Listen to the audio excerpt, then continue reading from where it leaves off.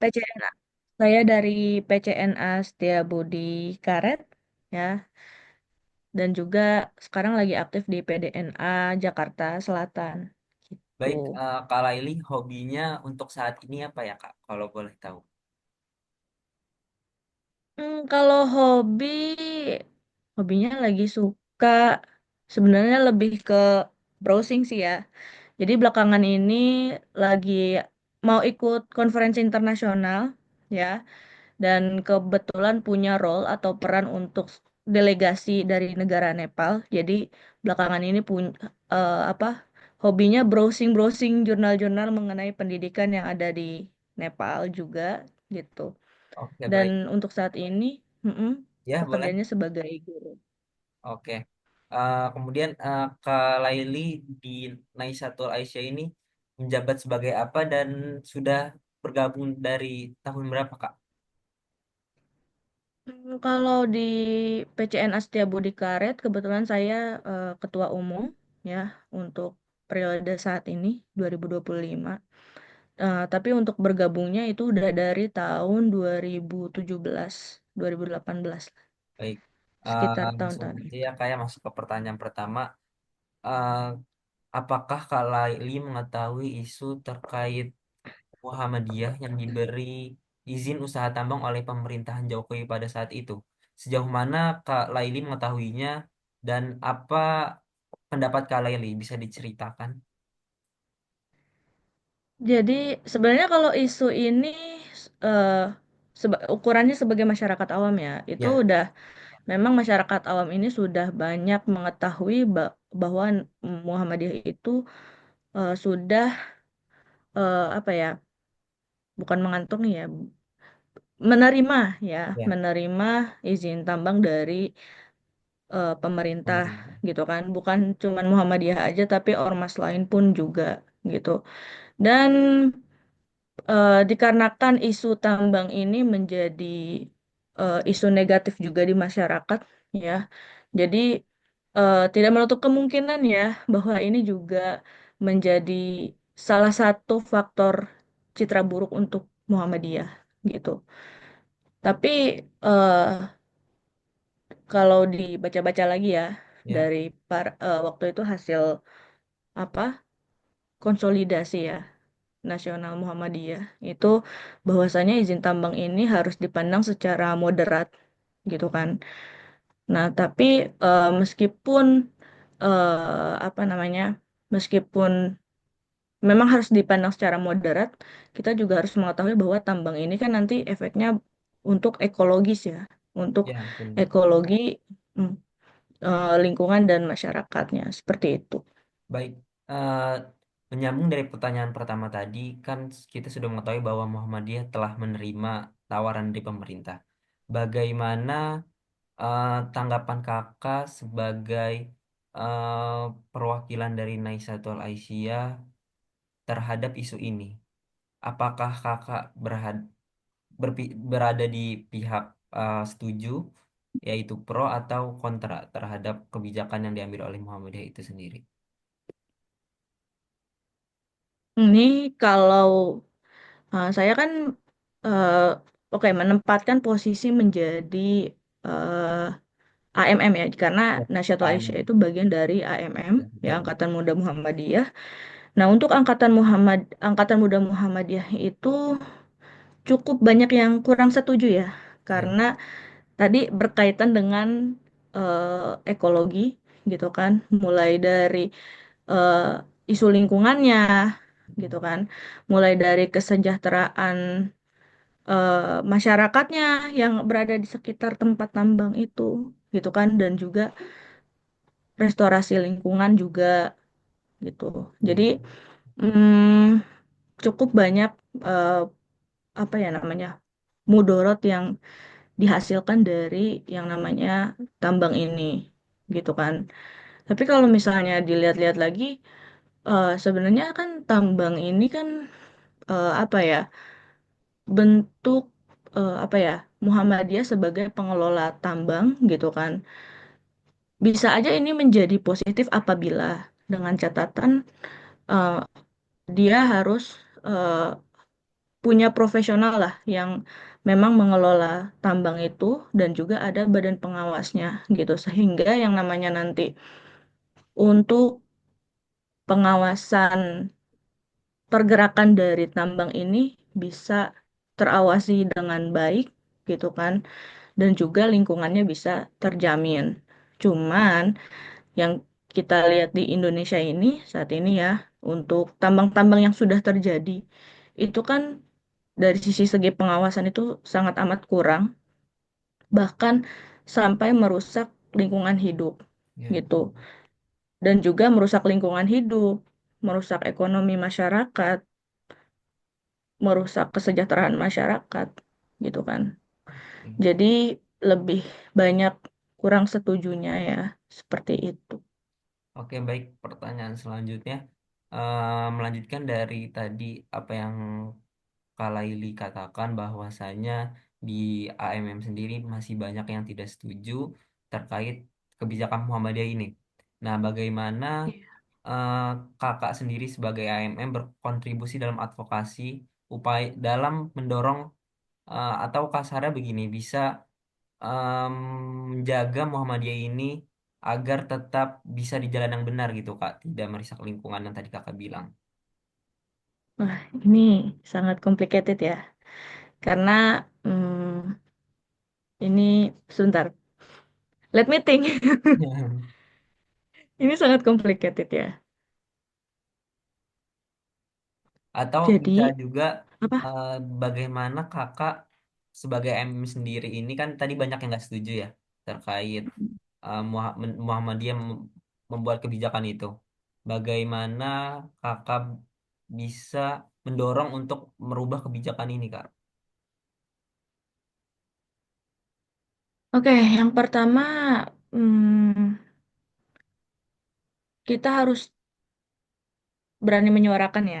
Yang pertama itu hal sangat amat dasar, yaitu berani menyuarakan apa sisi negatif dari eh, tambang gitu kan, dari kegiatan pertambangan gitu. Dan juga em, kita harus tahu contoh role model gitu ya. Tambang mana yang memang bisa berjalan dengan baik dalam artian yang menggunakan teknologi ramah lingkungan gitu. Lalu kesejahteraan masyarakat tetap terjaga gitu kan.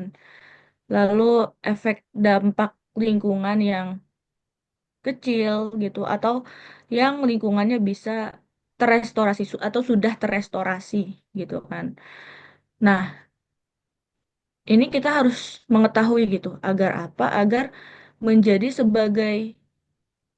menjadi sebuah alarm ya, menjadi sebuah alarm gitu kan untuk pergerakan atau wacana dalam tambang ini gitu maksudnya. Jadi yang pertama berani menyuarakan dampak negatifnya gitu kan. Dan kita juga harus tahu model apa ya, contoh model tambang yang memang sudah berjalan dengan baik seperti yang saya katakan tadi gitu. Jadi gini, ada dua perspektif ya. Kan Oke. gini, ketika kita menyuarakan itu kan ada dua hal kemungkinan. Antara ini memang akan ditolak ataupun ini akan Diterima. terus berlanjut. Maksudnya suara kita akan ditolak ataupun apa namanya wacana tambang ini akan terus berlanjut gitu, bahkan sampai terrealisasi. Itu akan ada dua hal kemungkinan gitu. Pun kalau misalnya nggak setuju, tadi menyuarakan, meskipun kita ibarat kata di grassroots nih, di Ya. akar, di rumput, bukan orang yang terlibat secara langsung dalam regulasi atau kebijakan gitu kan. Tapi kita bisa menyuarakan misal lewat opini-opini kita gitu kan, atau mungkin eh, menyuarakan suara kita nanti apa namanya bersama-sama dengan misal PDNA atau PWNA gitu kan. Karena kan di Angkatan Muda Muhammadiyah juga kan mereka ada advokasinya kan Iya. gitu. Jadi kita bisa bersuara lewat bawah gitu kan, entah lewat media sosial ataupun lewat yang namanya konsolidasi dengan pihak-pihak yang atas seperti itu. Nah, tapi kalau misalnya nah di saat yang bersamaan juga kita harus menjadi alarm untuk pergerakan ini karena kan ini masalah yang serius ya, tambang itu ya.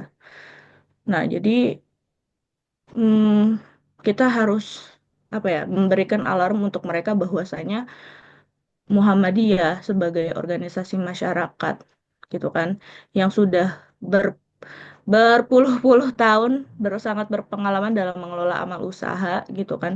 Jangan sampai ini menjadi bumerang untuk Hmm. Muhammadiyah itu sendiri. Hanya karena eh, Oke. tambang ini kan merupakan isu yang serius yang dimana di Indonesia itu kebanyakan ya tidak tertangani dengan baik atau bahkan merusak lingkungan yang berlanjut seperti itu. Oke, baik. Pertanyaan selanjutnya dari apa yang tadi terkait tentang isu tambang. Apakah mengkonsumsi media seperti media sosial, media online, surat kabar menjadi penting bagi kakak untuk mendapatkan informasi-informasi terkait kebijakan Muhammadiyah ini, Kak? Penting banget ya, karena itu membangun media sosial itu kan apalagi kayak surat kabar, walaupun online dan surat kabar cetak ya, Ya.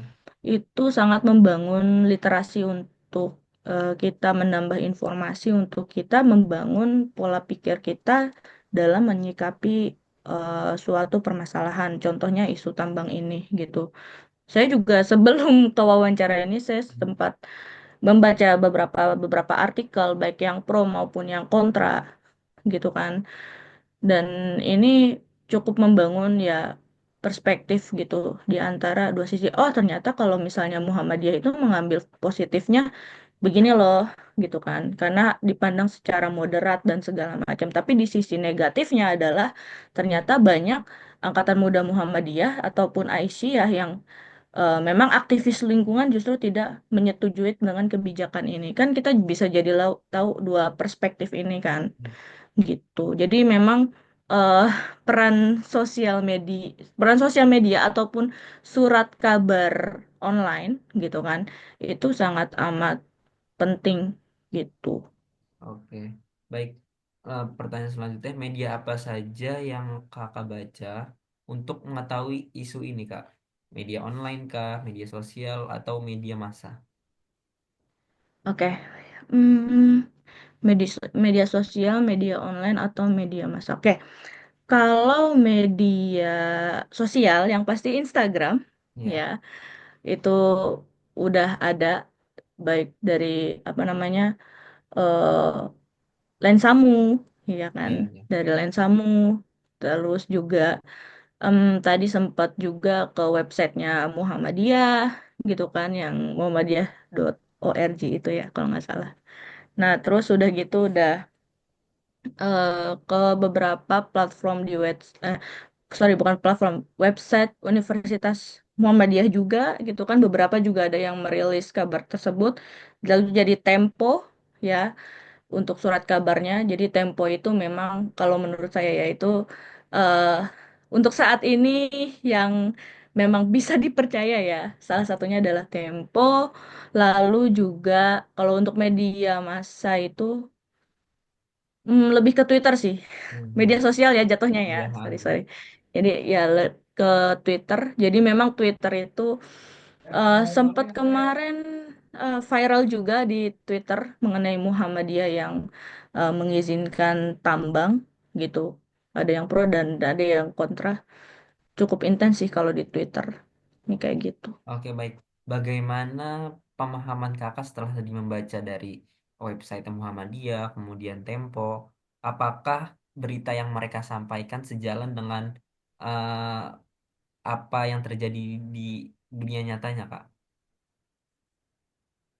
Hmm, kalau misalnya untuk jadi gini, saya kan juga belum, maksudnya untuk melihat di dunia nyata Ini kan kita posisinya lagi di akar rumput ya, Ya, maksudnya untuk ke dunia nyata dan ini juga apa namanya isu tambang ini juga apa ya belum semenjak kemarin viral itu sekarang belum entah saya yang memang belum tahu atau memang ini belum dirilis cuman nggak kelihatan kelanjutannya ya. gitu loh dari isu tambang ini gitu jadi untuk dunia nyatanya gitu kan itu kan yang tahu itu ya para petinggi-petinggi ini Ya. gitu loh. Jadi yang kita tahu ya dari surat kabar atau media sosial tersebut dan itulah kenapa ketika kita menyikapi suatu isu kita nggak bisa melihat dari satu perspektif tapi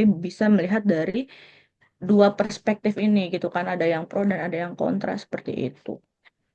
Oke, baik. Pertanyaan selanjutnya, dari setelah tadi kakak mencari informasi terkait izin usaha tambang ini, mengapa kakak memilih media tersebut untuk mengikuti atau untuk memahami isu izin usaha tambang ini, Kak? Kenapa memilih medianya Ya, gitu kenapa ya? memilih medianya? Oke, kalau untuk media Instagram itu kan kalau di Instagram itu lebih ke statement official ya Ya, dari Muhammadiyah itu sendiri gitu kan dan juga ada beberapa pegiat media sosial bahkan pegiat lingkungan yang memang aktif di Instagram gitu kan dan juga untuk Twitter kan kalau Twitter ini kan memang dia randomly ya ya, masyarakatnya ya ah, jadi ya, jadi kalau Twitter itu memang lebih intens, suara masyarakat itu lebih benar-benar lebih keluar gitu kan. Baik dari perspektif negatif mau negatif, perspektif kontra maupun pro gitu kan. oh, Dan juga kenapa memilih eh, website universitas gitu kan. Nah, kalau website Universitas Muhammadiyah itu kan ibaratnya juga dia dari kampus atau penulisnya apa kontributor atau penulisnya juga sudah mempunyai pandangan terhadap isu ini dari sisi segi akademis gitu kan dan kalau Tempo yang seperti saya katakan sebelumnya Tempo itu salah satu media yang apa ya namanya yang memang kualitas jurnalistiknya bisa dipercaya seperti itu. baik. Terima kasih Kak atas jawaban-jawabannya. Senang bisa mewawancarai Kak Laila. Oke, terima kasih juga kepada Raffi udah mengajak untuk berdiskusi nih mengenai isu tambang ini dan mohon maaf apabila ada beberapa hal-hal yang mungkin kurang memuaskan gitu kan. Karena ini posisinya sebagai apa namanya awam juga tapi dengan adanya wawancara seperti ini juga bisa mengingatkan kembali bahwasanya ruang lingkup pergerakan kita memang bukan hanya di sumber daya manusia aja Ya. gitu kan tapi juga dengan isu lingkungan seperti itu. Oke, baik. Terima kasih, Kak. Ya, sama-sama Raffi.